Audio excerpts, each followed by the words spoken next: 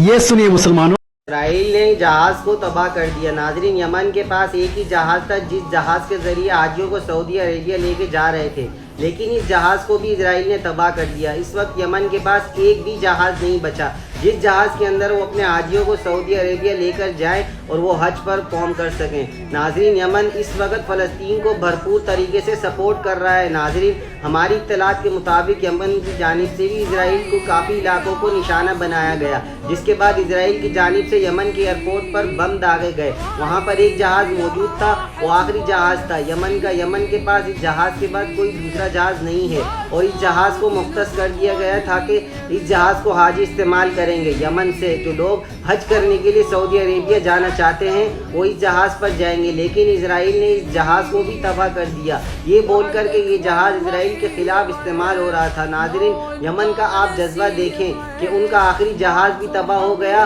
और उनका अब भी यही कहना है कि हम फ़लस्तीन को सपोर्ट करते रहेंगे, हम फ़लस्तीन के लिए आवाज़ उठाते रहेंगे। आपने हमारा जहाज़ तबाह कर दिया जिस जहाज़ पर हमने हाजी फ़लस्तीन के हक़ के लिए बात करेंगे। नाज़रीन, आप देखिए कितना छोटा सा मुल्क है यमन, और इनके अंदर जज्बा देखिए कि वो एक तन्हा खड़े होकर लड़ रहे हैं। हाँ, बहुत सी जगहों पर बोला जाता है कि इनको ईरान की सपोर्ट है, लेकिन इनको किसी चीज़ की परवाह नहीं है, क्योंकि वो सच्चे मुसलमान हैं। इनको पता है कि दुनिया की जंग में हमने अगर इसराइल को हरा दिया तो आखिरत हमारी हो जाएगी, और इस नियत से वो जंग लड़ रहे हैं। सुभान अल्लाह। आप लोग इसके ऊपर क्या राय लगते हैं ज़रूर कमेंट सेक्शन में बताइएगा। इसके साथ ही मुझे दीजिए इजाज़त। अल्लाह हाफ़िज़।